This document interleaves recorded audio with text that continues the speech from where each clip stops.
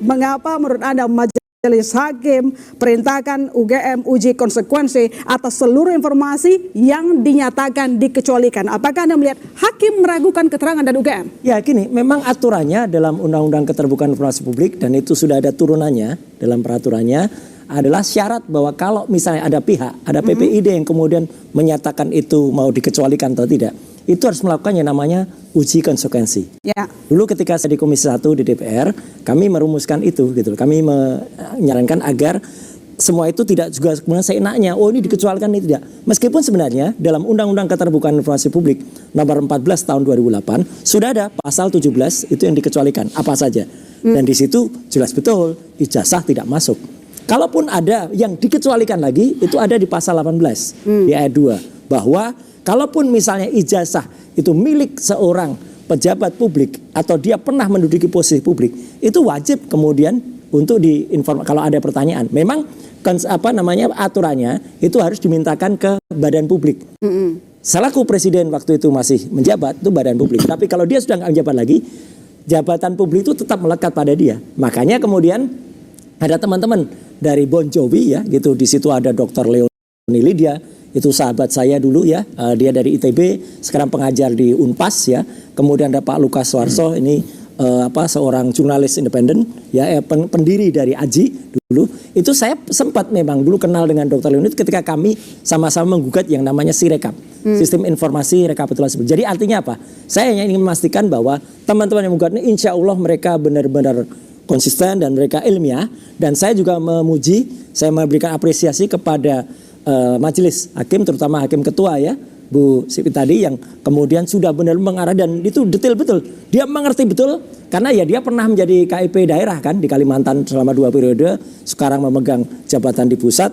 Jadi yang menurut saya itulah harusnya begitu. Jadi ketika ada UGM menyatakan tidak dikuasai, kemudian tanya kok tidak dikuasai gimana, ada di mana? Kemudian ketika KPUD Solo menyatakan itu dimusnahkan, nah kan menjadi pertanyaan, kok bisa-bisanya dimusnahkan? Dalam Undang-Undang Kearsipan kan jelas masa retensi itu ada waktunya. Apakah itu 5 tahun itu minimal, ya bahkan sampai 30 tahun. Jadi jelas Mbak, apa yang kemarin sampai 30 tahun. Jadi jelas Mbak, apa yang kemarin disampaikan dalam sidang di Komisi Informasi Pusat itu bagus untuk pembelajaran kita semua, dan memang seharusnya begitulah seorang pejabat publik itu membuka informasinya. Jadi menurut Anda tidak perlu ada yang di blackout? Enggak, kalau perlu ada yang blackout misalnya pun ada. Kalau semua dokumen yang ditampilkan kemarin di persidangan harusnya tidak perlu di blackout? Enggak perlu di blackout, kalaupun ada mana uji konsekuensinya. Kan kemarin ada dalam sidang, yang satu mengatakan di blackout terus ditanya sama ketua majelis hakim kan gitu. Dasar hukumnya apa? Oh kami dasar hukumnya ini, terus tanya dulu ke KPU. Padahal di KPU tidak di blackout. Ya kan ini kan aneh gitu. Artinya tidak boleh kemudian menafsirkan sendiri mana yang di blackout. Harusnya semuanya ini nuansanya ketika waktu kami ikut menyusun ini dulu juga sebelum tahun 2008, keterbukaan untuk masyarakat. Oke, Pak Boy Kanu. Jadi kalau kita lihat ini hakim saja tampaknya meragukan keterangan dari UGM. Setuju atau enggak? Anda setuju enggak perlu ada uji konsekuensi? Enggak, saya kira tidak perlu uji konsekuensi. Tidak perlu. Tidak perlu. Karena kan undang-undang yang disebutkan Mas Roy tadi pasal 17 itu kan ada dikecualikan. Yang dikecualikan itu apa? Itu yang harus kita jelaskan, ya kan? Nah, kalau barang-barang itu sedang disita oleh Polda Metro Jaya, ya tidak bisa dibongkar. Jadi tidak bisa. Jadi UGM apapun yang dimiliki oleh UGM, dia boleh menyerahkan, tidak bisa dipaksakan. Yang ada dia serahkan. Kalau yang sudah disita, itu tidak bisa diambil. Kalau itu barang sedang proses perkara. Tapi Ketua Majelis Hakim kemarin meminta adanya uji konsekuensi. Ya, hakim itu jangan lupa dia ini hakim administratif. Ya, bukan yang artinya menurut Anda? Ya, tidak punya hak untuk meminta, untuk menekan, memaksa, nggak bisa. Tujuan dia hanya untuk membuka apakah ini buka boleh atau tidak. Dia tidak bisa memaksa. Kalau barang tidak ada, ya tidak bisa ada unsur paksaan, tidak ada. Itu menurut saya. Oke, Pak Alamsyah. Jadi menurut Anda apakah ini administratif saja atau gimana menurut Anda? Kekuatan mengikatkah?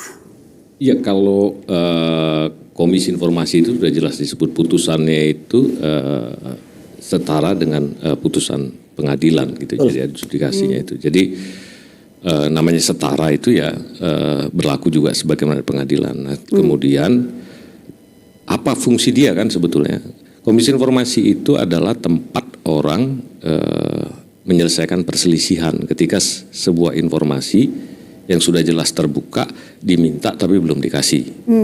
Kedua, sebuah informasi dinyatakan dikecualikan tapi pemohon merasa tidak.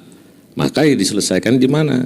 Ya diselesaikan bukan di bola liar tapi di informasi, kira-kira begitulah. Hari ini saya senang juga nih ada di sini, jadi ada 3 lawan 2 yang satu di Melbourne. Gitu. 3 lawan 3, enggak 3 lawan 2. Saya akan menjelaskan begini kira-kira, Lorna. Jadi di Komisi Informasi itu ada 2 atau 3 kali tahap sidang. Yang pertama ini baru pemeriksaan. Nah di pemeriksaan ini sebetulnya dilihat legal standingnya, terus prosedur yang sudah ditempuh. Disitulah yang kemudian ada pertanyaan-pertanyaan, loh kok sudah dimusnahkan. Itu kan jadi orang juga tahu. Ini kita belum masuk ke tahap substansi lah pemeriksaannya. Jadi sebetulnya kita masih nunggu nih nanti di Komisi Informasi. Tapi kalau saya boleh melihat sebuah ijazah itu ya, ini saya bukan maksudnya mencampuri komisioner ya. Dan sudah berkali-kali banyak sidang seperti itu, bahkan orang minta hasil seleksi CPNS pun gitu ya. Nah ijazah ini kan memang akta yang dipegang oleh seseorang, termasuk juga bukti kapabilitas dia, profesi segala macam itu ada. Itu termasuk informasi yang dikecualikan pasal 17 huruf G dan H. Tapi ada di pasal 18 tidak termasuk dikecualikan sebagaimana pasal 17 huruf G dan H tadi, apabila informasi pribadi tersebut gitu ya itu disetujui untuk diungkap oleh pemiliknya secara tertulis. Yang B-nya itu yang A-nya, apabila terkait dengan posisi seseorang dalam jabatan publik. Nah, jadi kalau orang minta ke pansel ombudsman, karena saya dulu pernah di ombudsman, saya ingin tahu salinan ijazah Pak Alamsyah waktu ikut seleksi ombudsman sebelum diterima. Ditanya ke Setnek, karena panselnya di Setnek. Ketika salinannya udah ada ya kasih. iya. Salinan ya. Iya, betul. Tapi kalau dia mau minta yang ijazah aslinya ya nggak mungkin nggak dikuasai oleh Setnek gitu ya. Oke. Nah yang teman-teman minta ini menurut saya udah fokus nih Komisi Informasi salinannya. Jadi jangan salah. Oke, jadi menurut Bahwa, Anda ijazah presiden masuk informasi yang dikecualikan atau tidak? Ya tidak. Tidak. Tidak. Tapi kan itu nanti akan dibahas tuh. Kita tunggu aja putusan Komisi Informasi nanti. Nah pertanyaannya, ketika ditolak oleh UGM, wajar kalau kemudian sebetulnya majelis belum waktunya untuk bertanya apakah Anda sudah melakukan uji konsekuensi. Tapi itu sekedar dia untuk meyakinkan prosesnya sudah Anda lakukan nggak? Oke. Dia tidak akan Tapi bertanya. kenapa ijazah presiden tidak dikecualikan? Mungkin Anda bisa jelaskan lebih detail. Ya, dia kan pejabat publik. Untuk mendaftar ke pemilu, ke pemilihan presiden, itu kan mendaftar ke KPU dalam konteks terkait dengan posisi dalam jabatan publik tertentu. Apalagi pernah jadi presiden. Nggak bisa, tapi kalau orang lain yang bukan ada dalam jabatan publik ya nggak bisa, kecuali dia menyetujui. Dengan kata lain tidak wajib diberikan. Tapi kalau yang namanya terkait dengan posisi jabatan publik ya harus dibuka. Jangankan begitu, harta kekayaannya. Nah itu kan ada aturannya. Maka menurut saya sebetulnya sudah nggak perlu lagi kita perdebatkan ini informasi pribadi atau enggak, kurang kerjaan aja. Masih Maksudnya panjang. tingkat kecerdasan bernegara kita turun nanti dari waktu ke waktu. Jadi Baik. saya ingin mengatakan bahwa kita tunggu aja sidang Komisi Informasi ini, tapi jangan juga kita berspekulasi di Komisi Informasi akan membuktikan palsu atau tidak. Dia hanya salinan ijazah itu boleh diberikan atau tidak. Nanti kalau sudah boleh diberikan, dia akan mengatakan bahwa berikan dalam waktu sekian hari. Gitu. Oke, Pak Lukas, jadi Anda kenapa harus mengajukan ke KIP terkait dengan ijazah dokumen? Ada 3 Apa? tujuan. Pertama, kita ingin mendapatkan dokumen-dokumen informasi tentang pencalonan, proses pencalonan Jokowi di Pilpres. Kemudian kita juga ingin memastikan dokumen-dokumen seperti ijazah Pak Jokowi, dan bahwa Jokowi mendapatkan ijazah itu sesuai proses yang benar. Makanya kepada UGM kami ajukan 20 jenis pertanyaan. Nah, jadi kita selain itu yang pertama, yang kedua kita ingin mengetahui apakah kinerja PPID lembaga yang kita ajukan itu perform. Apakah mereka menjalankan fungsi dan perannya. Mereka kan full time job, pegawai. Apakah mereka bekerja? Nanti saya punya kesimpulan setelah sidang kemarin. Yang ketiga, kami ingin ada lesson learn buat publik, buat negara ini. Ini negara demokrasi. Kita sudah punya lembaga seperti PPID, kita sudah punya aturan-aturan yang bagus setelah reformasi. Ya. Kok belakangan ini 10 tahun terakhir kita menuju ke negara yang tertutup lagi. Ya. Jadi negara yang susah payah kita buka dengan menjatuhkan Soeharto waktu itu 32 tahun berkuasa, ingin kami pastikan tidak ditutup. Jadi kita ingin melawan rejim kerahasiaan karena kita sudah punya undang-undang keterbukaan informasi publik. Itulah 3 hal yang kita tujuan kami seperti itu. Dan kami beda dengan Bung Roy Suryo yang memang frontal dan sekarang menjadi selebritis anti Jokowi. Kami bekerja dalam senyap ya. Jadi kami ini sudah bekerja sejak bulan April. Tapi yang kami lakukan adalah diskusi-diskusi intensif sekitar ada 6-7 orang. Beberapa sudah diperkenalkan tadi. Jadi kami menggodok pertanyaan apa yang kita susun. Jadi total itu ada 47 pertanyaan. UGM 20, KPU Jakarta, KPU Pusat Jakarta dan Solo masing-masing 7. Kemudian Polda Metro Jaya 8. Nah, akhirnya semua terungkap dan mohon maaf bukan salah saya ya kalau di sidang KIP kemarin menggemparkan. Jadi sebelum mengajukan permohonan, sebenarnya apa sih yang Anda temukan terkait dengan dokumen ijazah Jokowi? Sebelum mengajukan. Ya, apa yang Anda temukan? Kan Anda ingin membuktikan sesuatu toh? Ya, tentu yang pertama kita pakai silogisme ini aja, pakai logika, pakai penalaran, pakai teori semiotika, hermeneutik, Hasilnya? untuk memastikan kenapa terjadi perdebatan yang konyol ini. Kenapa untuk ingin mengetahui ijazah presiden saja kok sulit ini? Iya. Itu tidak logis. Kalau itu di Korea Utara, di Kuba, di Vietnam mungkin, Cina, negara komunis, oke. Oke, baik. Mereka rejim ketertutupan. Kita negara demokrasi loh. Oke, Kang Semar. Jadi menurut Anda kok ini susah banget sih mau tahu ijazah seorang presiden? Katanya loh. Nggak susah, sebentar lagi kan juga tahu juga. Kan prosesnya juga udah jalan juga. Cuman nggak sabar aja teman-teman. Nah bicara soal sidang KIP, itu kan masih sedang berproses ya Lonam. Kalau nggak salah minggu depan juga masih ada sidang. Dan pasca sidang kan 2 institusi yang diperbincangkan dengan cukup gempar ini ya, UGM dan KPU Solo juga sudah memberikan statementnya. Sebelumnya Ketua KPU Solo sudah menyatakan kan Arya, bahwa betul memang pernyataan dimusnahkan, tapi bukan ijazah Pak Jokowi. Itu 1 poin. Karena yang dipersoalkan kan soal ijazah ini, yang disampaikan oleh KPU Solo, ijazahnya Pak Jokowi aman-aman saja itu. Jadi tenang saja.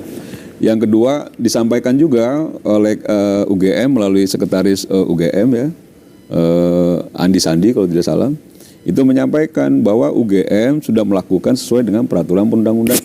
Nah, domain sidang KIP silakan saja untuk melakukan perdebatan dengan serunya juga nggak apa-apa juga. Tapi bahwa dari segi substansi, menurut saya nggak ada soal ini. Pertama, Ketua KPU Solo yang punya punya legal standing, punya kewenangan untuk menyampaikan secara institusi sudah menyampaikan bahwa ijazah bukan bagian yang dimusnahkan yang dimaksud teman-teman KPU Solo pada sidang KIP. Oke. UGM juga sudah. Jadi menurut saya nggak ada soal. Dan kalaupun nanti ingin diketahui, ini kan sudah masuk proses penyidikan, tersangka, insya Allah juga masuk proses persidangan. Dan Pak Jokowi sudah sampaikan kalau memang pengadilan meminta untuk menunjukkan ijazah akan ditunjukkan, nanti juga tahu. Sabar sedikit. Jadi sidang KIP ini menurut Anda akan memengaruhi hasil tidak? Maksudnya mungkin ke sidang. Nggak ada pengaruh, cuman bahwa proses pembelajaran saya setuju lah. Bahwa ini proses pembelajaran, ini domainnya KIP, jadi orang pun jadi tahu ya soal kewenangan KIP dan lain sebagainya, kan gitu ya. Yang sementara selama ini kan publik kan juga tidak ngeh juga soal tugas fungsi KIP dan lain sebagainya. Menurut saya ini pembelajaran ya, tapi bahwa memang ini bukan juga akhirnya irisannya selalu misalnya begini ya, ini KIP bersikeras kan gitu ya, karena dianggap bahwa ada kejanggalan yang disampaikan oleh UGM dan KPU Solo, dan mulai juga diarahkan bahwa ini juga ada keterlibatan Pak Jokowi. Pak Jokowi jauh dari situ dan bukan domainnya juga melakukan itu. Jadi kalau misalnya pun gitu ya, teman-teman yang ingin tahu soal ijazah pasti akan tahu pada waktunya nanti. Oke, baik. Jadi Pak Denny, saya punya pertanyaan untuk Anda. Apakah hasil sidang KIP akan mengaruhi hasil sidang dari Roy Suryo CS? Nanti dijawab. Kami segera kembali, saudara. Tetap di Bola Liar. Anda kembali di Bola Liar. Saya ke Mas Denny. Mas Denny, pertanyaannya, apakah hasil sidang KIP akan memengaruhi sidang pidana Roy Suryo? Pidananya, proses pidana. Iya, begini Mbak dan teman-teman semua yang di studio. Kalau kita melihat kasus Pak Jokowi ini harusnya sederhana. Tadi disampaikan bahwa ini harusnya dokumen yang tidak disembunyikan, tidak menjadi misteri, dokumen publik karena beliau adalah pejabat publik. Tetapi ujungnya menjadi sangat rumit, menjadi sangat sulit, menjadi sangat berbelit-belit. Sudah ada gugatan perdata di Pengadilan Negeri Jakarta Selatan, di Sleman, Yogyakarta, di Solo. Semua tidak bisa menghadirkan ijazah asli Pak Jokowi. Semuanya mental. Bahkan sudah ada kriminalisasi pemidanaan terhadap Bambang Tri, terhadap Gus Nus. Semua adalah akibat dari upaya untuk mengecek dan meminta keaslian ijazah Pak Jokowi. Jadi kalau sekarang Pak Roy Suryo menjadi tersangka, itu bukan kali pertama korban dari proses ini. Yang KIP ini adalah upaya administrasi, upaya untuk melihat bagaimana sebenarnya keterbukaan dokumen itu. Yang sebenarnya sangat mudah, Mbak. Tidak sulit. Pak Jokowi itu orangnya dikenal sederhana. Tiba-tiba dalam hal memperlihatkan ijazah ini menjadi sangat berbelit-belit. Dikenal cepat orangnya. Tapi dalam hal ijazah ini bertahun-tahun diminta tidak juga membuka-buka. Ada masalah apa? Yes. Ini kan simpel saja. Tunjukkan ijazah aslinya kepada publik. Sebagaimana kita melihat kemarin Pak Arsul Sani menunjukkan ijazah aslinya tanpa harus melalui perdata digugat, ada pemidanaan, ada proses administrasi di KIP, semua menjadi rumit. Proses administrasi di KIP, semua menjadi rumit, menjadi sulit, menjadi tidak mudah, karena Pak Jokowi tidak mau menunjukkan ijazah aslinya. Padahal kalau UGM mengatakan ini data pribadi, tadi sudah disebutkan. Kalau Pak Jokowi bilang silahkan, monggo, tunjukkan saja selesai.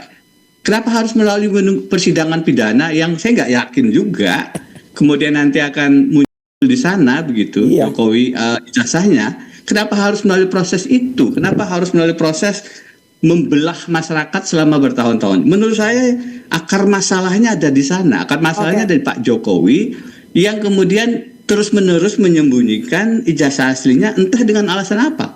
Jadi dari sidang KIP menurut Anda apakah akan terbuka nantinya?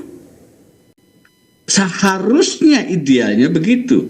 Tapi melihat dalam perkara perdata Pak, upaya gugatan 3 tertutup, ada yang dipidana tetap tertutup.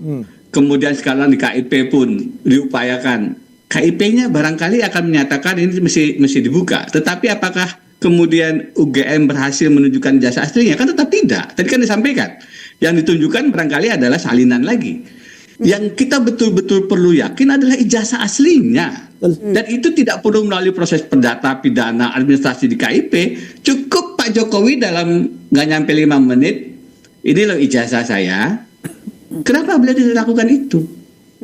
Kalau ada yang mengatakan tidak perlu menunjukkan kepada Roy Suryo dan kawan-kawan karena tidak merupakan orang yang berwenang.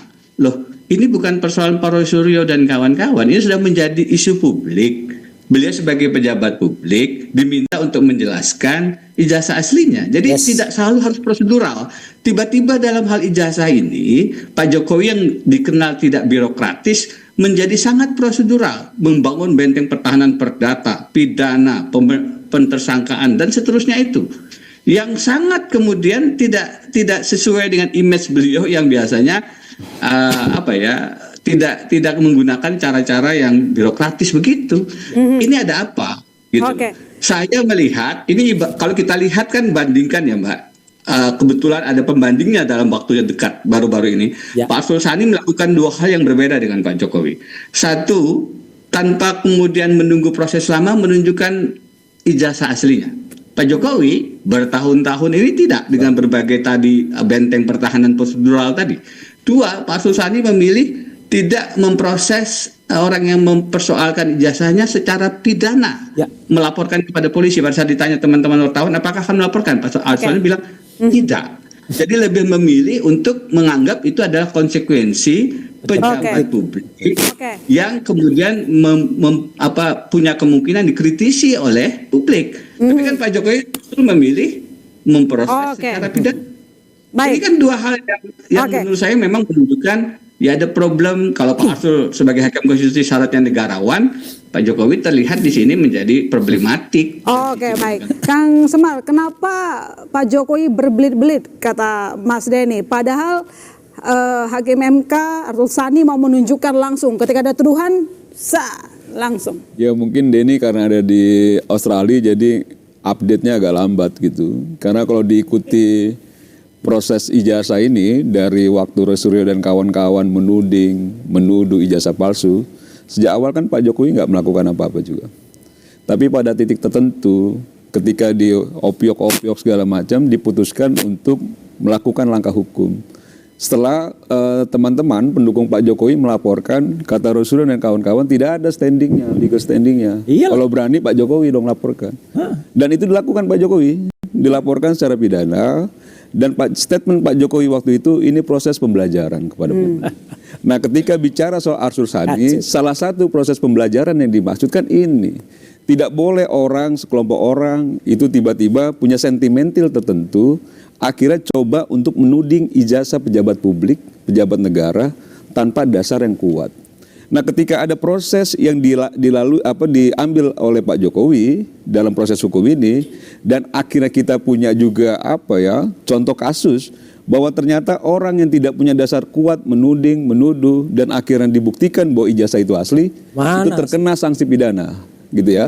Nah, ketika itu muncul, berarti tidak sembarang orang juga berani melakukan itu ketika memang tidak punya tendensi yang cukup kuat terkait dengan objektivitas dan lain sebagainya. Dan Arsul Sani kemarin tidak menyampaikan ke publik ijazah asli, tapi salinannya gitu. Makanya saya bilang mungkin ya salinannya juga kan itu yang menurut saya asli itu. Apakah memang Pak Jokowi ketika dia menunjukkan ijazahnya kepada Roy Suryo dan kawan-kawan itu selesai? Belum tentu juga. Kata Roy Suryo, bisa nggak kita pinjam untuk kita? Iya, harus diteliti. Nah, itu yang menurut kita pada akhirnya pilihan yang paling tepat itu adalah proses yang secara negara itu kita akui bahwa itu bagian dari institusi negara, peradilan. Tinggal tunggu sebentar saja. Kenapa sih tinggal tunggu sebentar aja, teman-teman tidak bersabar gitu? Karena kan prosesnya sudah. Nah, ketika dari proses hukum dilalui, pemeriksaan dilakukan, penyelidikan dilakukan. Sebelum dijadikan tersangka, Roy Suryo dan kawan-kawan menyampaikan tidak mungkinlah jadi tersangka. Ini SP3. Jadi tersangka juga, kan begitu ya. Setelah jadi tersangka, sekarang bicara soal kriminalisasi, bicara soal orang mengkritik soal ijazah kok di proses hukum. Padahal yang menantang-nantang proses hukum, Roy Suryo juga. Jadi maksud saya selalu bilang ya, statementnya tak bolak-balik gitu loh. Dulunya menantang-nantang, ini berproses, masuk penyidikan, polisi melakukan pemeriksaan ratusan orang dan lain sebagainya gitu ya. Sekarang pada status tersangka seolah-olah ini kriminalisasi, orang kita ingin tahu aja kok kita diproses secara hukum. Nah, ini yang maksud saya yang diinginkan tuh apa sih kan gitu loh. Mas Denny yang diinginkan apa? Apa kalau mau soal ijazah kan sabar aja, nanti juga pada waktunya kan juga. Boleh. Mas Denny gimana? Disuruh sabar, bisa sabar nggak? Ya tinggal sedikit lagi kok. Dan pulanglah ke Indonesia gitu loh, biar lihat prosesnya. Udah pulang kemarin. Silakan. Masyarakat rakyat Indonesia ini kurang sabar apa? Sudah menunggu untuk melihat ijazah presidennya itu bukan 1, 2, seminggu, sebulan. Sudah bertahun-tahun. Kurang sabar apa? Presiden untuk menunjukkan itu. Ya kalau bertahun-tahun sabar, tinggal nunggu berapa waktu lagi kok nggak sabar itu. Berapa waktu bagaimana? Ini kan udah masuk proses penyidikan, sudah tersangka. boleh saya komentari tadi Bapak bicara, saya diam dulu. Jadi kita kan bukan bicara setelah proses pidana Pak Roy Suryo perkara ini. Sudah berapa tahun sih?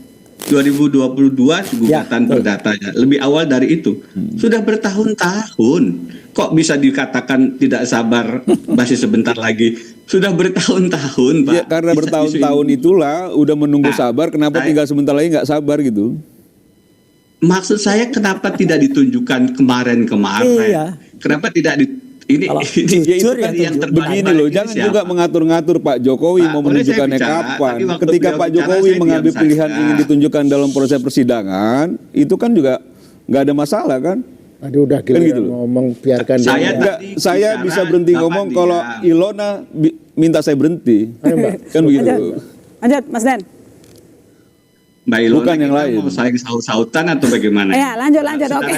Menarik. Oke, silakan dulu Secara Anda. TV menarik, tetapi saya tidak bisa bicara kalau beliau Oke, komentar boleh. begitu. Ya, boleh. Silakan. boleh bicara. Sekarang Mas Denny, yuk. Ya, Ya. pertama saya menghindar untuk menanggapi pada saat beliau bicara tadi, karena saya ingin beri kesempatan. Jadi menurut saya dari situ saja sudah kelihatan bagaimana fairness-nya kita memberi kesempatan untuk punya kesempatan bicara yang sama. Itu saja sudah menunjukkan bagaimana etika adalah satu hal yang tidak diperlihatkan dalam hal ini. Menurut Gaji saya bola itu liar ini memang penting diminta untuk disampaikan. melakukan perdebatan, bukan mendengar satu persatu, Mas Denny. Oke.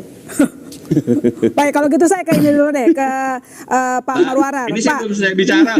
Saya belum selesai bicara loh, kok mau dipinta. boleh. Silakan Mas Denny, silakan sampaikan.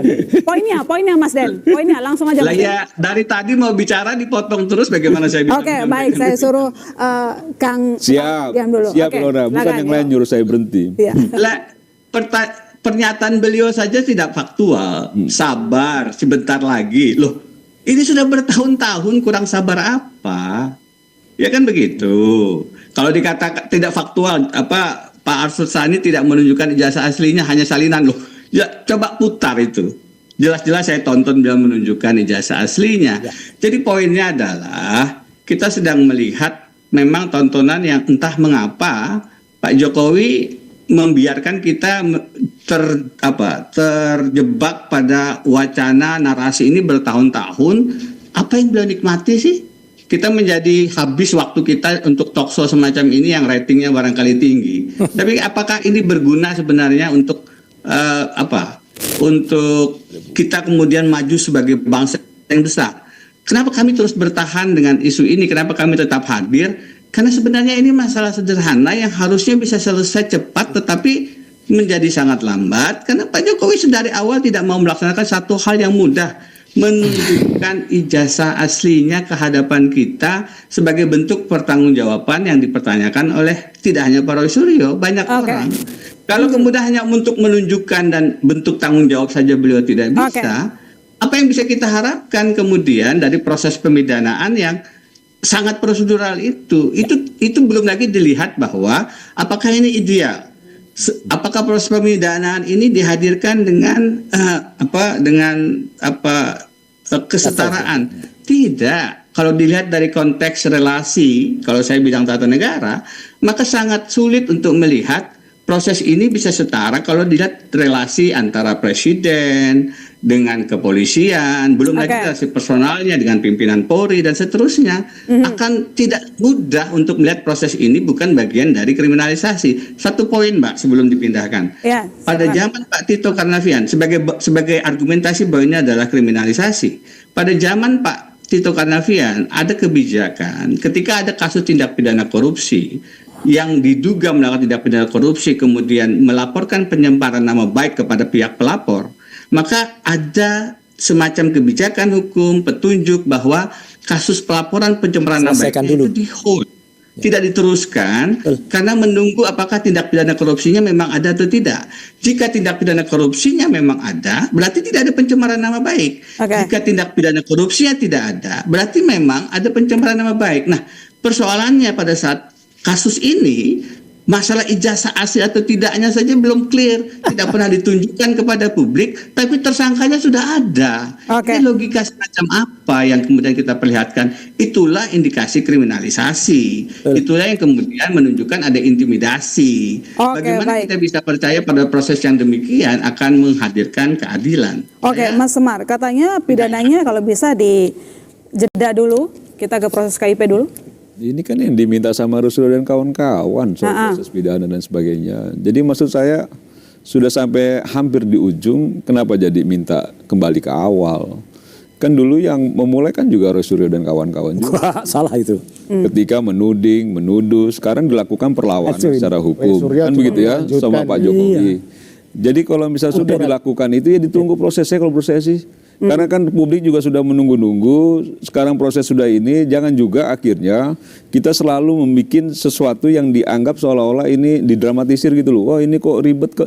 Tidak ada satupun yang bisa memaksa Pak Jokowi menunjukkan ijazah pada siapapun kecuali institusi-institusi negara. Jadi bisa Rasulullah paksa, kalau Pak Jokowi nggak mau ya nggak apa-apa juga. Nggak ada kewajiban juga Pak Jokowi menunjukkan ke Rasulullah dan kawan-kawan gitu loh. Nggak juga kepada Denny gitu loh. Jadi jangan juga seolah-olah bahwa itu sangat simpel sekali tunjukkan dan Saya sebagainya ke gitu saya. loh. Jadi Saya orangnya menurut fair. saya ini yang nggak sabar itu ya memang bapak-bapak ini gitu. Iya yang nggak sabar. Jadi jangan juga seolah-olah publik di bawah publik juga sudah menunggu kok ini prosesnya sudah juga matang dan jangan juga mengklaim bahwa mayoritas publik itu setuju dengan langkah Rasulullah, belum tentu juga. Oh, udah jelas. Oh, buktinya juga Tuan Empret udah jelas tuh 83% masih mendukung Pak Jokowi gitu loh jelas dari sekali. hasil dari Burhanuddin tadi gitu. Jadi maksud saya sudah Oh, ini nggak punya data. Sudahlah capek Udah jelas. lah kan gitu ya. Tuan Kalau Empret memang jelas, tidak mau ini ya 80% berhentilah kan gitu. Oke. Yang berhenti ya Rasulullah dan kawan-kawan lah, bukan Pak Jokowi. Oke, baik, saya ke Pak Marwarar. Pak, Anda melihat benang merah sidang KIP dengan kasus proses pidana dari Rosero CS nggak? Iya, saya kira memang ketika ada hak konstitusional yang diberikan di konstitusi kita pasal 28F, Nah. setiap orang berhak mencari, menghimpun, mengumpul dan menyebarkan informasi. Kemudian muncul undang-undang kebebasan informasi, undang-undang kearsipan, maka kita melihat di sana bahwa ketika ada yang dikatakan informasi publik dan pengecualian sudah tepat ketika ini masuk di KIP karena dia akan menentukan nanti apakah ini informasi yang dikecualikan atau tidak. Kalau pemohon tidak setuju informasi ini dikecualikan, dia bisa lanjut ke pengadilan tun dan ke pengadilan negeri mempersoalkan ini. Tetapi yang paling penting sebenarnya bahwa benar seluruh rakyat ketika sebuah data pribadi atau ijazah sudah dipergunakan untuk meminta orang dalam kontestasi politik pemilihan presiden, pilih saya juga insinyur, ya kan? Rakyat berhak untuk mengetahui itu. Iya. Itu adalah hak publik. Betul. Karena dia sudah ikut dalam kontestasi politik untuk jabatan publik, tidak boleh ditutup itu. Nah, kalau di dalam hal ini misalnya, ini adalah unsur penting yang harus diketahui lebih dahulu, baru ada proses pidana. Saya orang sudah 3 zaman ini. Zaman Orde Lama saya mahasiswa, Orde Baru saya lulus dan kerja, Orde Reformasi saya sudah pimpinan peradilan. Tahun 64 kurang lebih, Yap Tian Him didakwa dan diadili karena menghina 2 pejabat republik. Ketika dibacakan dakwaan, seorang hakim dari Jakarta Pusat waktu itu bertanya, apakah mengakui kesalahan ini atau tidak Pak Yap? Dia mengatakan, saya ingin bertanya pada Pak Ketua dulu, apakah benar kedua orang pejabat tinggi ini punya kehormatan atau tidak? Yang saya cemarkan itu merupakan unsur. Nah di sini juga saya kira ini menjadi suatu pertimbangan yang penting. Kalau publik sudah mencari tetapi tidak ditunjukkan, tidak ada itu proses untuk dilanjutkan dulu pidana. Betul. Tunggu, ya kan? Dan ini informasi publik akan ditentukan oleh KIP nanti. Ya. Oleh karena itu sangat menentukan ini, saya kira kalau kita memperbandingkan kita dengan Amerika, coba dulu anaknya Trump itu dipersoalkan dalam Kongres di Amerika. Karena Oke. apa? Fakta itu penting. Kebenaran itu penting karena itu akan membebaskan kita dari kegelapan. Apalagi kalau dalam TAP MPR nomor 6 dikatakan krisis bangsa kita terjadi karena ketaatan etik dari para pemimpin-pemimpin sudah merosot. Oleh karena itu harus dikembalikan sekarang. Secara etik yang di atas hukum itu, kesadaran dan etik dari pihak pejabat kalau dipermasalahkan, dia harus membuka. Tidak usah di pengadilan dulu atau melalui KIP. Karena apa? Ini penting. Kalau itu tidak benar, tentu bangsa ini sudah pernah terperosok ke dalam lembah gelap. Oke. Ya di mana misalnya kebijakan-kebijakan dibentuk, ya kalau itu dipersoalkan melalui kegelapan atau ketidakbenaran, itu merupakan nasib dari seluruh bangsa. Oke, Saya kira baik. Jadi menurut Anda proses pidana dihentikan sementara sampai hasil sidang KIP dilanjutkan. Ya, sampai Yang dia diproses dulu. menunjukkan nanti Yes. sudah bisa nggak dikumpulkan. Tapi ingat dulu sebentar, kalaupun tidak ditunjukkan, ijazah itu adalah bagian akhir dari satu proses belajar. Oke. Jadi kita paksa misalnya UGM tunjukkan tahun berapa dia mendaftar, nomor induk mahasiswa, semester berapa, semester 1 mana angkanya, semester 2, semester 3, semester 4, skripsinya mana. Itu baru ada judisium, baru keluar ijazah. Jadi ijazah itu adalah hasil proses, tidak penting kita lihat itu kalau dia tidak mau, tetapi KIP harus melihat seluruh proses dalam catatan apa yang dikatakan catatan akademik di universitas sebesar Gajah Mada. Saya kira Oke, baik. demikian. Jadi Pak Boy, Anda setuju nggak proses pidana di stop dulu, tunggu dulu sampai masalah ijazah terang benderang, nanti dijawab, boleh lihat segera kembali saudara. Sidang pidana Roy CS itu di stop dulu sampai akhirnya terbuka begitu lebar soal ijazah Jokowi. Ya menurut saya ini pernyataan Prof. Marwar ini menyesatkan. Kenapa menyesatkan? Masa Nggak ada profesor hubungannya. menyesatkan? Sidang KIP sama sidang pidana itu berbeda. Dia paralel, berjalan bersama-sama, tidak bisa berhubungan satu sama lain. Apalagi KIP ini kan, ini hanya menentukan seseorang untuk membuka informasi. Jadi tidak bisa mulai sidang KIP ini menyatakan bahwa ijazah Jokowi itu palsu atau asli. Dia nggak ada hubungannya dan dia tidak punya unsur kewenangan untuk memaksa, sehingga apapun sidangnya ini tidak bisa mempengaruhi sidang pidana. Sidang pidana itu jalan terus, nggak ada hubungan sama KIP.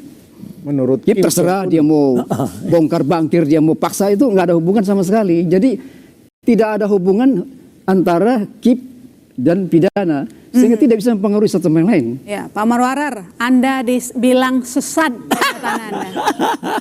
Profesor ya. Itu namanya tidak melihat secara objektif karena dia sudah berada di posisi itu. Tapi saya tidak memihak siapa-siapa. Siapa? Saya dulu pembela Jokowi saya. Tapi kemudian belakangan ada yang sudah sadar Pak ya. kelihatannya Tapi banyak yang jauh belum dari sadar nih. cita-cita kita. Jadi apa Tetapi alasan terbesar bahwa harus ditunda dulu aja soal karena proses sidang itu pidana? merupakan unsur, saya sudah katakan unsur melengkapi. tadi. Yap-Jamhin didakwa mencemarkan nama baik. Pertanyaannya unsurnya, apakah ada nama baik dari mereka yang dicemarkan itu? Ini juga, kalau memang itu fitnah, mana ijazahnya dulu? Oleh karena itu, saya sangat prihatin itu ada dua yang sudah dihukum itu, Gus Nur sama Bambang Tri itu adalah peradilan sesat. Itu saya bisa jamin itu. Tidak ada independensi dan imparsialitas karena harus ditunjukkan dulu bahwa ijazah ada, baru namanya fitnah. Bahwa kamu palsu ijazahnya, begitu kan? Iya, Oleh karena itu ya, terlepas dari ketua peradi dia ini, ketua peradi apa namanya? Bersatu kan? Bersatu, berdua, bertiga, harus Prof. objektif meskipun kita berada di posisi daripada seseorang untuk membela dia, kalau di depan masyarakat sebagai pimpinan organisasi daripada advokat, kita harus objektif ya. Saya kira demikian. Oke, Pak Boy, unsur yang melengkapi Setuju nggak? Unsur melengkapi yang mana? Kayak persidangannya berbeda, Prof. Masa seorang Prof bikin pernyataan seperti begini? Ini sidangnya berbeda. Pidana berbeda dengan KIP. KIP punya urusan internal sendiri, pidana punya internal sendiri. Bagaimana bisa disatukan? Nggak ada hubungan sama sekali. Jadi ini sangat menyesatkan Prof kita nih. Kacau. Kurang tepat Prof. Ya. Mohon izin Prof. Juga Prof Saya tidak keberatan jangan sebut-sebut kalau dibilang menyesatkan, organisasi, tapi bicara organisasi beda lagi nanti siapa? Prof kita. Beliau itu yang sesat. Unsurnya itu harus ada. Bahwa itu berbeda itu soal lain. Tapi unsur ada ijazah yang betul asli sehingga pernyataan-pernyataan Roy Suryo dan kawan-kawan itu Baru palsu, salah. itu menjadi fitnah. Baru dia ada proses peradilan pidana. Saya kira begitu. Iya. Oke, saya ke Pak Alam saja. Jadi kira-kira dalam uji konsekuensi apa saja yang bisa kita dalami? Baik, kalau uji konsekuensi itu untuk ada 2 tahap ya. Satu, mencek adakah dasar hukum untuk mengecualikan. Kalau tidak ada dasar hukumnya ya sudah buka. Yang kedua, kalaupun ternyata ada dasar hukum untuk mengecualikan, pertanyaan berikutnya, adakah kepentingan publik luas yang harus dilindungi? Kalau ternyata kepentingan itu lebih besar, boleh saja majelis komisioner menyatakan dibuka dengan cara memberikan macam apa caranya, waktunya kapan, gitu ya. Jadi uji konsekuensi itu 2 kali. Tapi kalau untuk dokumen ini kan pasalnya sudah jelas ya, disebut di situ bahwa sepanjang berkaitan dengan jabatan seorang dalam posisi-posisi jabatan publik ya maka dia terbuka. Tapi ini sebetulnya Lona yang jauh lebih penting lagi persoalan teman-teman ini kan sebetulnya kenapa sampai harus ke Komisi Informasi, karena mau mengakses salinan itu sebagai satu tahap untuk mengetahui otentisitas dari dokumen ijazah. Nah, otentisitas itu diaturnya di mana? Kalau kita buka di Undang-Undang Kearsipan, itu yang menentukan peraturannya adalah ANRI. Ya. Dan Kepala ANRI sudah menurunkan peraturan Kepala ANRI tentang untuk pengujian tentang otentisitas sebuah arsip. Bahkan ANRI itu punya laboratoriumnya. Jadi kalau mau menguji otentisitas arsip itu bukan cuma sekedar disama-samakan gitu ya. Ini sekedar masukan aja untuk teman-teman kepolisian. Saya nggak punya kepentingan untuk mencampuri. Kalau cuma identik itu belum otentik. Yes. Jadi untuk otentik itu ada di dalam ketentuan itu pertama adalah informasinya, fontnya sama atau apa oke, tata letak dengan yang lain oke. Itu belum bisa disebut otentik. Step kedua materinya, umur kertas, umur tinta itu nggak bisa diraba-raba. Itu harus masuk ke dalam laboratorium dan ANRI mampu melakukan itu. Perlu dilibatkan nggak ANRI-nya? Ya? Perlu dilibatkan. Apanya? Terus. ANRI-nya perlu bisa diuji nggak kira-kira? Kalau ANRI kan dia akan menguji semua dokumen yang akan masuk ke dia. Jadi pertanyaannya kemudian saya baca-baca di KPU itu kok salinan ijazah capres setelah dia selesai bahkan kok tidak diserahkan ke ANRI ya? Ya. Itu satu pertanyaan. Ini pelajaran ya bagi kita ya. Betul. Kalau caleg yang banyak kertas suara oke lah, itu ada waktunya harus dimusnahkan. Tapi ini kan cuma berapa orang capres punya nilai sejarah. Jadi kalau mau dimusnahkan dokumen itu harus ditimbang-timbang dulu nilai gunanya. Salah satu aspek historis. Kalau dokumen yang punya nilai historis tinggi harusnya KPU menyerahkan ke ANRI. Sebelum ANRI menerima, ANRI melakukan pengujian otentisitas dari dokumen itu. Caranya macam apa? Satu, dia lihat informasinya. Oke, clear sama salinan ini sama. Yang kedua, dia akan cek dengan teknik tertentu mana dokumen aslinya. Dia akan cek apakah dokumen ini secara materi otentik atau tidak. Otentik atau tidak. Oke. Nah, persoalannya sekarang kan karena tidak diserahkan ke sana, jadi ANRI juga tidak menyatakan kemudian ya kami nggak bisa menguji tanpa kemudian. Jadi menurut Anda kenapa nggak sampai ANRI arsipnya Jokowi? Kalau menurut saya tata kelola kearsipan di KPU yang harus diperbaiki ke depan. Ini pelajaran loh. Kita baru tahu setelah ada sidang di Komisi Informasi. Kalau nggak kita nggak tahu. Itulah salah satu manfaatnya. Tadi juga sudah dibilang. ada proses pembelajaran di sini. Tapi saya sekedar mengingatkan apa yang terjadi di kepolisian itu baru identik. Identik kalau kita pakai ketentuan untuk menguji sebuah otentisitas dokumen atau arsip, acuannya adalah Undang-Undang Kearsipan. Dia harus diuji juga sampai fisiknya. Saya nggak menyatakan ini pasti palsu ya. Saya tidak punya keahlian menduga seperti Roy Suryo. Jadi bagi Roy Suryo punya keahlian untuk itu. Saya tidak punya keahlian. Tapi dalam hal ini, kalau toh nanti kemudian kepolisian harusnya menyatakan ini memang otentik, harus tuntas sampai uji materialnya. Betul. Okay. Bukan cuma kesamaannya, itu aja pesan saya sih. Supaya Sedikit saya tambahkan. Apa yang disampaikan Pak Alamsyah sebagai Ketua KIP versi dulu, ini adalah fakta, Mbak. Jadi 2 minggu sebelum teman-teman Bon Jovi ini di sidang, saya kebetulan juga jadi ahli di KIP, ya, dalam gugatan yang dilakukan oleh Dr. Bonatua. ya. Nah, pada saat itulah terungkap bahwa Andri itu belum menerima dan belum melakukan autentifikasi Ya. dari KPU. Ya, Jadi ini belum ada fakta persidangan. Ya. Dan KPU dipersalahkan dan makanya nanti akan ada sidang berikutnya. Ya. Kebetulan saya dulu juga pernah membantu Andri, Ya. Pak Alamsyah, ketika Baik. masa Pak Joko Utomo Ya. sebagai ketua. Nah. Dulu semua itu diuji, betul tadi yang saya Pak Alamsyah. Kertas itu, Pak Alamsyah, Ya. itu kita uji dengan namanya carbon dating. Ya, Macam-macam kertas itu. tekniknya, Ya, banyak. kemudian ink dating diperiksa.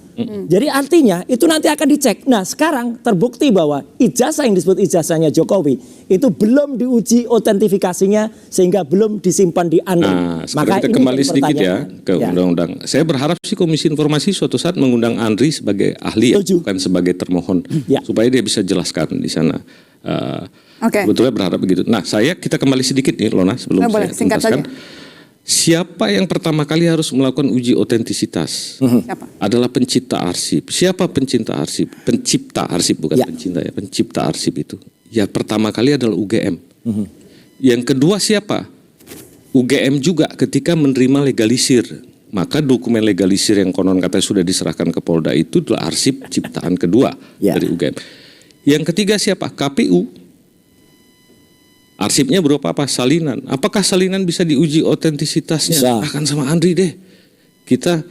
Saya nggak punya keahlian.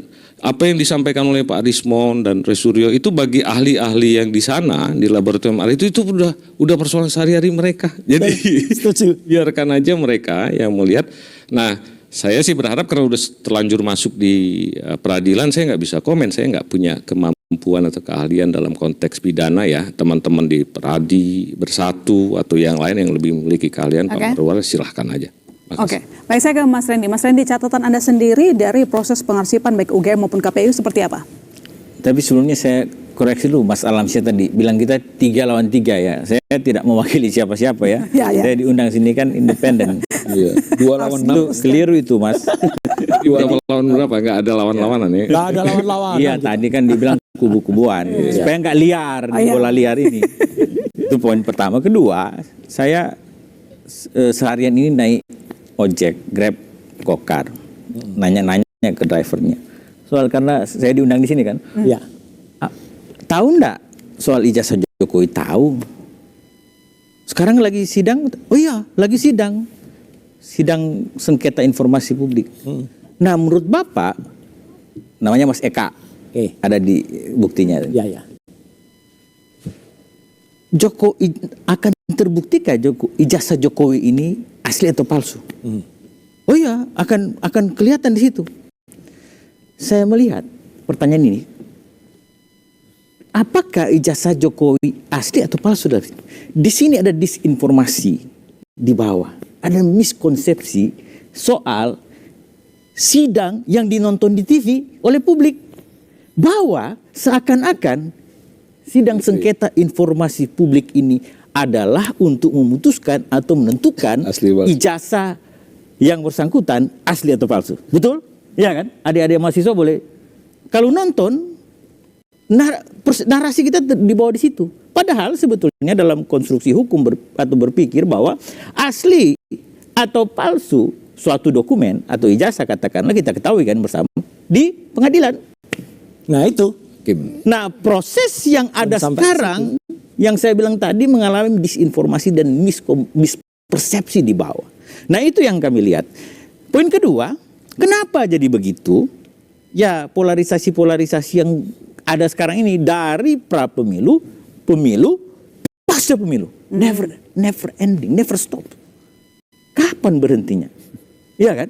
Ketiga, selanjutnya apa yang bisa didapatkan dari sengketa informasi publik ini, ya kan? Adik-adik mahasiswa bertanya kan, ujungnya apa? Ujungnya sendiri ada kan Pak Alamsyah mantan komisi. Pasal 46 Undang-Undang 14 2008, putusan sengketa informasi publik ini ada dua. Satu, mengukuhkan badan publik atau tidak kan? Kalau demikian maka hanya dua. Informasi publik yang diminta oleh pemohon informasi publik bisa diberikan seluruhnya atau sebagian, atau malah tidak sama sekali. Itu. Jadi poinnya di situ. Oleh karena itu JPPR dalam konteks ini saya tadinya nggak mau hadir karena nantinya seakan-akan pro kontra. Kita perlu memberikan pencerdasan atau pendidikan politik kepada publik bahwa jangan semua dikelola dalam narasi-narasi yang arahnya jadi nggak sesuai. Nah, saya di sini bilang, pertanyaan ini kan kita harus jawab, sengketa informasi publik, apakah ijazah Jokowi asli, palsu? Tidak. Nggak ada urusannya, beda konteks. Iya memang Ya. itu Jadi catatan penting, saya setuju. Jadi jangan Ya, sampai setuju, Bro, ya. kemudian orang menganggap bahwa di Komisi Informasi untuk menentukan asli atau palsu. Makanya di awal-awal tadi saya bilang ini hanya untuk menentukan statusnya, dibuka atau tidak. Kalau dibuka diberikannya dengan cara apa? Ya. Kalau tidak dibuka berarti ya dikecualikan. Ya. Itu aja. Iya betul. Jadi memang kalau dia udah bicara udah sah karena mantan kan. Tapi saya perlu meluruskan ini karena ini percakapan publik. Saya interview tadi dengan beberapa yang saya tumpangi kan supaya mengetahui cuplik atau arah pikiran mereka itu. Jadi maksud kami begini. Sekiranya masyarakat kita, publik kita lebih semakin cerdas dalam menangkap dan mengelola informasi yang ada, narasi-narasi yang berkembang, sehingga kita tidak terjerumus, terperangkap dalam polarisasi-polarisasi yang tidak ada manfaatnya. Karena kalau saya tanya, ada jawabannya Jokowi, saya tanya iseng ya, tapi Jokowi ijazah menurut Bapak asli, ada yang bilang asli, ada yang bilang palsu, ada yang bilang wah saya nggak ikutan, ada yang bilang menurut Anda gimana? Tidak bermanfaat, saya nggak begitu mengomentari. Tapi kausa primanya sebenarnya kalau dari awal Jokowi tunjukin ijazahnya selesai gitu. Ya, Itu. artinya gini, Penyebabnya sepakat juga, dia. jadi ada perspektif bahwa soal ijazah itu kan urusan pribadi. Nah, memang harapan publik atau kita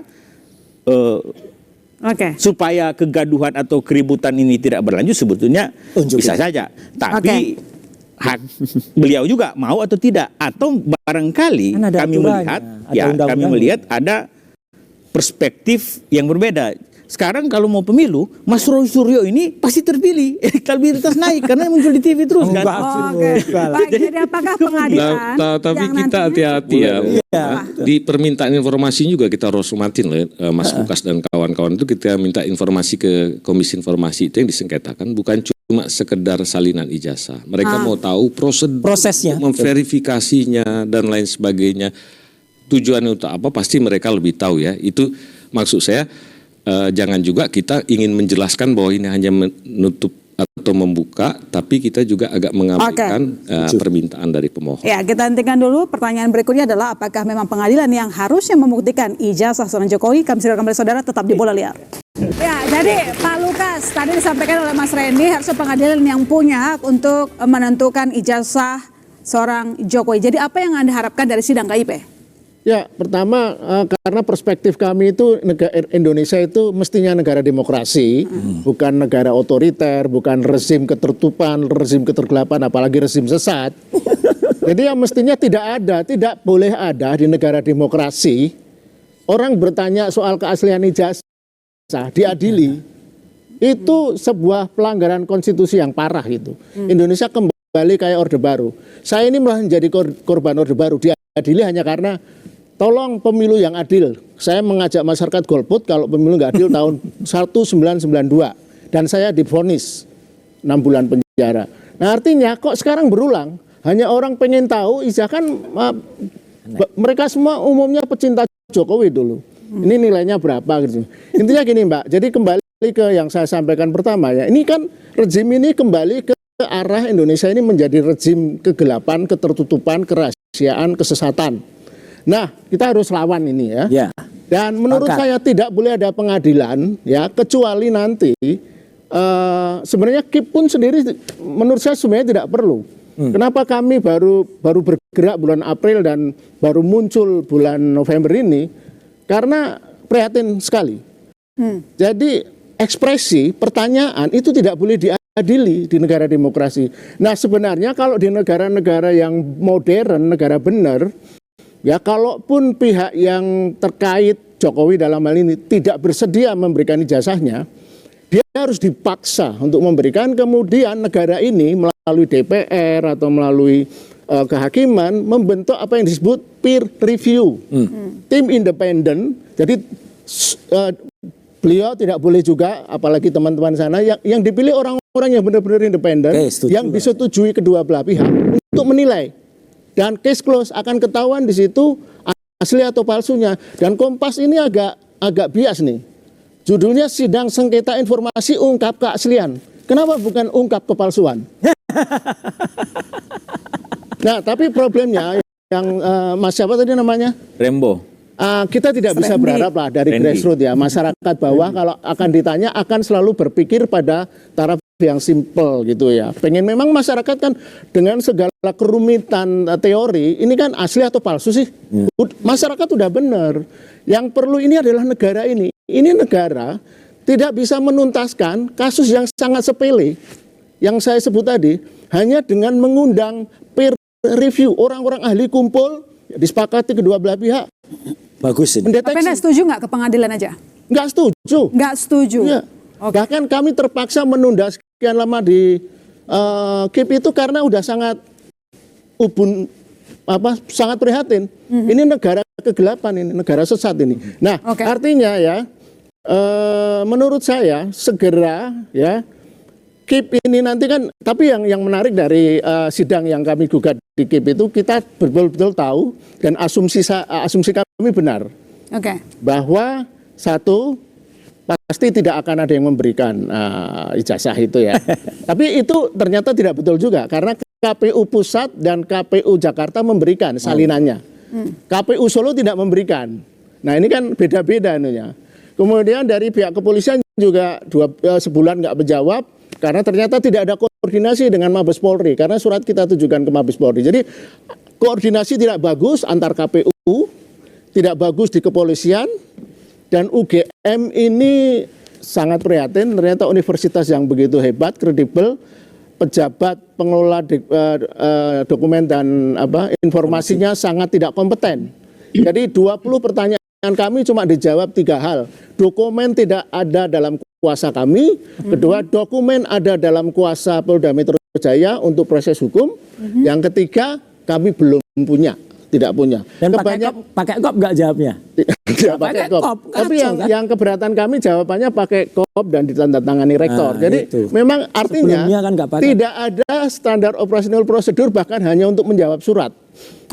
Jadi yang ekspektasi kami yang akhirnya asumsi kami yang terjawab yang nomor 2 itu. PPID ini tidak perform. Nah, yang ketiga kan kita ingin ada lesson learn. Saya kira selama masih Jokowi masih dikelilingi, maaf nih jangan marah ya, ini kan cuma diskusi.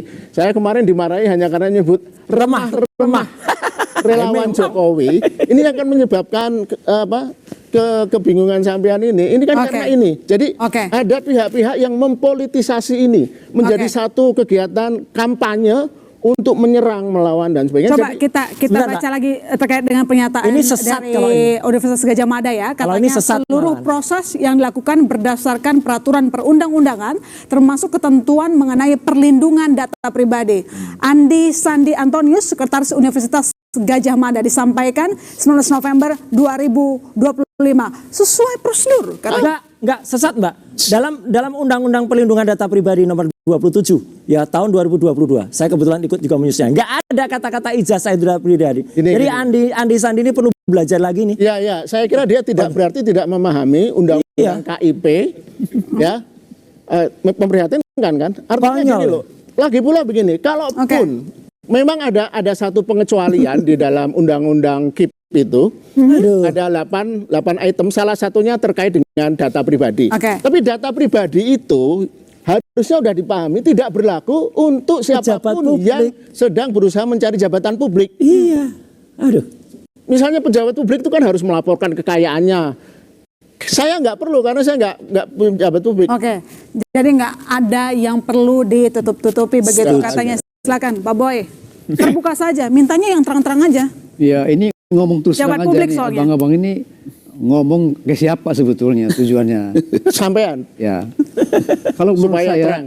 yang omong-omong ini istilahnya omong-omong aja, nggak bisa apa yang Anda minta, apa yang Anda inginkan tidak bisa terjadi. Karena Anda itu tidak bisa negara marah. kegelapan. Anda nggak bisa marah karena KIP jelas dengan aturannya sendiri, dia laksanakan dengan aturan sendiri. Pidana yang Anda lihat itu kan pernyataan orang. Anda mengkritisi boleh dong, kritisi aja. Iya udah, sudah saya kritisi. Ya, kritisi, tapi jangan kritisi dengan cara apa? Kemarin menegur UGM, menegur KPU Solo, menegur Polda.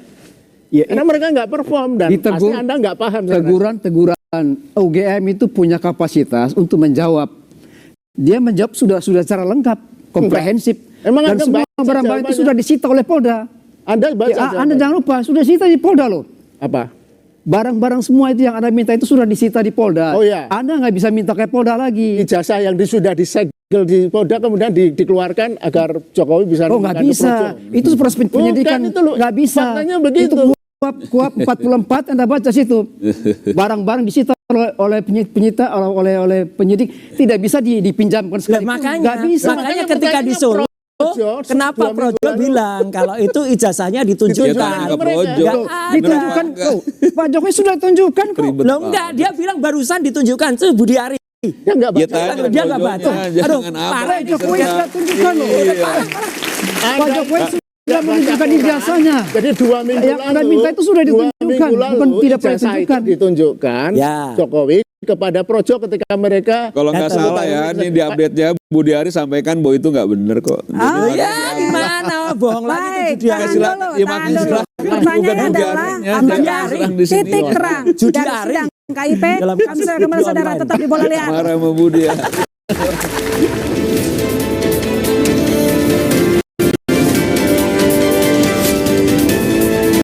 Ya, saya punya pertanyaan Mas Denny, Anda melihat proses dari KIP dan juga proses pidana ijazah ini sudah ada titik terangnya nggak? Menuju titik terang nggak kira-kira? Mbak, menuju titik gelap iya Mbak. Kenapa? Ini saya tadi mikir ada manfaatnya nggak saya sampai jam 2 pagi gitu. Ada dong. Di Melbourne untuk bicara soal ini karena kita ini kok jadi bangsa yang semakin kelihatan bodoh ya. Untuk satu hal yang sederhana jadi sangat rumit. KIP itu, kalaupun nanti putusannya minta agar badan publik menunjukkan apa-apa yang diminta gitu ya. Itu juga tidak akan selesai Mbak. Itu akan kalau tidak dilaksanakan oleh UGM bilang ini sudah diproses hukum lah, tetapi inilah, itu akan digugat ke PT UN panjang lagi prosesnya. Jadi ini sudah betul-betul menggunakan hukum sebagai instrumen untuk tidak memberikan apa yang sebenarnya sederhana Pak Jokowi itu. Bahkan kalaupun KIP menyatakan silahkan, yang diserahkan juga salinan. Ijazah aslinya tidak juga bisa ditunjukkan. Data pribadi apa? Ini sudah jelas itu beliau adalah pejabat publik. Jadi kita ini akhirnya akan diputar-putar, terus hadir lagi dalam talk show, bicara lagi soal ini, sedangkan ijazah aslinya entah kapan akan ditunjukkan. Apakah dalam proses pidana? Belum tahu kita. Sudah bertahun-tahun kita dihadapkan dengan persoalan ini kan diputar-putar aja kita. Teman-teman, kalau saya boleh berpandangan tadi ya, apakah ini hanya bisa bisa diselesaikan di proses pengadilan. Tidak. Oke. Jangan kemudian hukum itu selalu dibawa ke ranah selesainya di pengadilan. Bisa di luar pengadilan. Bisa dengan Pak Jokowi menunjukkan ijazah aslinya, apakah melalui proses independen diperiksa, ataukah melalui Andri tadi. Andri bisa melihat asli apa tidak asli. Jadi kalau kemudian ini diserahkan ke proses hukum yang seperti sekarang, padahal Roy Suryo dan kawan-kawan itu belum pernah melihat ijazahnya sudah ditersangkakan, proses hukum apa yang akan dihadirkan dari Polri misalnya? Ada pertanyaan kan, dan yang mempertanyakan Polri sebenarnya bukan hanya masyarakat awam dengan segala hormat kepada institusi Polri ya, tapi kan kalau saya dari tata negara melihat logikanya begini Mbak, pada saat Presiden Republik Indonesia saja membentuk Komite Percepatan Reformasi Polri, berarti Presiden menganggap ada persoalan di tubuh kepolisian. Dengan sendirinya kalau kita ingin bicara penyelesaian masalah, memang harus dijaga independensi Polri. Pertanyaan mendasar dari sisi politik hukum tata negara adalah apakah proses penyidikan Polri itu independen dari seorang Jokowi yang punya relasi dengan pemimpin Polri sangat dekat, sangat personal? Menurut saya tidak. Dan karena itu Mbak, jawabannya simple. Ijazah aslinya ditunjukkan, tidak perlu. Saya udah tangkap Mas Semar. Simple jawabannya katanya, kuncinya ada di Jokowi. Ya sebenarnya kan ini boleh-boleh aja orang bicara simpel, sederhana. Tapi ini ansih tidak soal bahwa masyarakat hanya ingin tahu itu asli atau tidak. Pasti ada irisan kepentingan-kepentingan tertentu. Orang boleh berspekulasi, ada kepentingan politik di situ, kepentingan lain-lain di situ, termasuk kita-kita. Yang pasti bahwa itu tidak murni, hanya ingin tahu saja. Kenapa terhadap Pak Jokowi? Tadi sudah disampaikan Pilpres, pas saat Pilpres, pasca Pilpres, polarisasi terus dibangun. Tapi yang pasti bahwa kita identitasnya jelas loh, bahwa kita misalnya memberi dukungan pada Pak Jokowi. Tapi banyak orang juga nggak jelas juga, mengaku pemerhati, peneliti, tapi irisan kepentingan politiknya kental. Irisan kepentingan pribadinya untuk mendukung terhadap kepentingan kelompok tertentu juga kental. Maksud saya jauh lebih fair, jauh lebih bijak kalau memang ada positioning dukungan, tunjukkan saja gitu. Jangan juga kemana-mana mengklaim sebagai pemerhati ini, peneliti ini. Sedangkan itu bagian dari kepentingan kelompok-kelompok itu gitu loh. Jadi tidak sederhana itu. Gitu. Pak Alamsyah, jadi kira-kira apa saja kewajiban termohon sengketa yang ditangani oleh KIP? Ya, pertama ya ikuti prosedur ya, itu kan baru pemeriksaan awal, nanti ada pemeriksaan substansi, kalau memang dia bilang dikecualikan, bahkan Komisi Informasi bisa melakukan pemeriksaan tertutup dari itu. Tapi hasilnya seperti tadi, Komisi Informasi hanya menyatakan bahwa informasi ini memang terbuka sepenuhnya, terbuka sebagian atau tertutup gitu ya, atau dikecualikan. Nah selanjutnya kalau memang terbuka pun maka teman-teman harus bisa mengakses salinannya. Setelah salinan itu maka ada proses lain nanti yang akan ditembus. Saya yakin teman-teman kemudian akan mulai lagi melakukan upaya lain. Kenapa? Karena yang dibilang Denny tadi bahwa sepanjang belum ditunjukkan dokumennya dan kemudian dilakukan pengujian secara sah gitu terhadap status dokumen itu, upayanya akan terus berjalan. Saya sih berharap sih jangan terlalu lama, tapi kalau proses hukum itu nggak ada yang sebentar, jadi sabar-sabar aja lah. Sabar-sabar aja. Mas Randy, pertanyaannya sama, apa saja yang harus dipenuhi oleh termohon sengketa dalam sidang KIP? Apa saja? Jadi dalam hal ini KPU dan UGM ya? Ya sebetulnya yang diminta itu kan sekarang melebar banyak kan. Tadi daftarnya jadi ijazah sampai KRS, KS. Itu sebetulnya tergantung di putusan, karena ini kan bukan mediasi lagi, ini adjudikasi kan, putusan KIP. Badan KIP nanti ujungnya kemana ya kan? Seperti yang saya bilang tadi, dibuka sebagian seluruhnya lewat putusan KIP atau tidak. Tapi yang bukan soal itu sebetulnya, saya mau sampaikan gini. Tadi kan residu-residu pemilu kita nggak selesai. Why election integrity matters, tulisan Pipa Norris. Memang melihat bahwa polarisasi itu ada. Tapi yang penting di sini adalah bagaimana kita mengelola semua ini sehingga tidak terjadi disinformasi, miskonsepsi dan lain sebagainya, sehingga terjadi pertarungan sesama anak bangsa.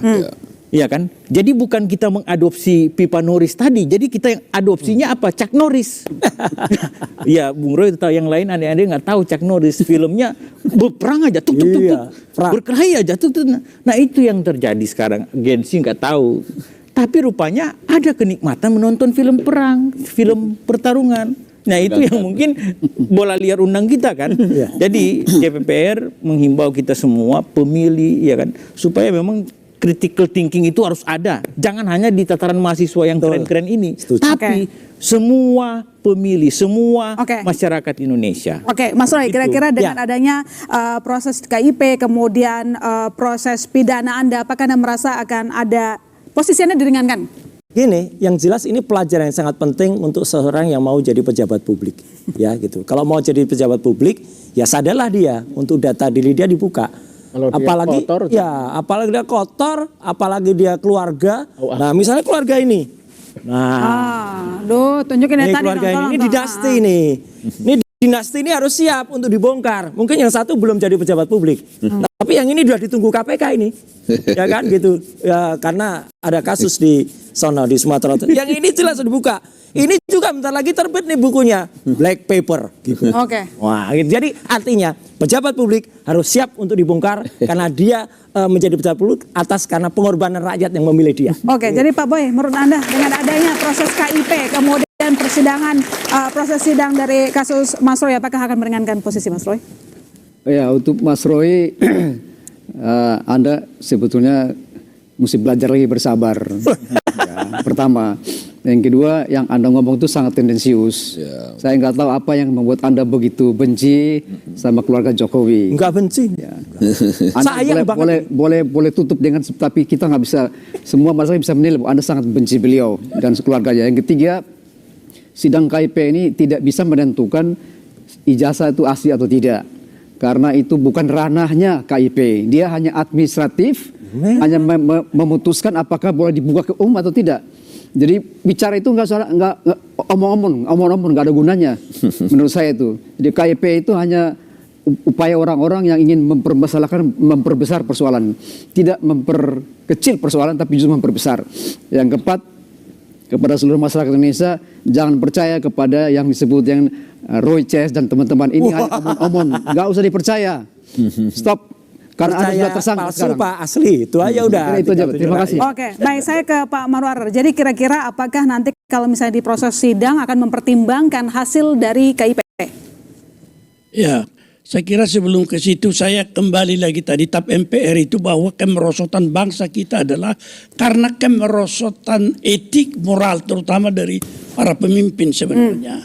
Oleh karena itu kalau kita melihat ini, melihat dari sudut hukum juga harus dilihat dari standar tertinggi bahwa inti daripada hukum itu adalah etik moral. Jadi membacanya harus dari etik moral itu sendiri, bahwa seorang yang sudah bersedia untuk memimpin bangsa, dia sudah membuka dirinya, termasuk tadi informasi yang serahasia yang dikatakan ijazah, tidak ada itu rahasia. Anda masih punya harapan Pak Lukas? Pak Lukas singkat saja, Anda masih punya harapan dengan KIP? Tadi disampaikan oleh Pak Boy. Saya ini ingin memperbaiki negara dan bangsa ini tanpa saya tertarik terjun di politik ya. Jadi artinya gini, yang merusak situasi sekarang yang dikatakan kawan kita ini sebagai polarisasi, perseteruan dan sebagainya, keributan, itu kan karena ada satu kata yang sebenarnya penggelapan ya. Orang-orang yang masih mengaku relawan ini. Nah itu. Kan sebenarnya mereka bukan relawan, tapi rekanan. Ya, singkat saja. Mendapatkan sesuatu ya. Ngaku nggak politik, jadi intinya juga. Kalau relawan yang betul itu biasanya mengacu pada nilai, prinsip, bukan pada orang. Etika bernegara. Kalau sama orang itu namanya kultus pemujaan. Itu yang merusak. Terima kasih Bapak-bapak telah bergabung di Bola Liar. Dan demikian saya tutup Bola Liar, masih serta rekan pamit. Sampai jumpa minggu depan.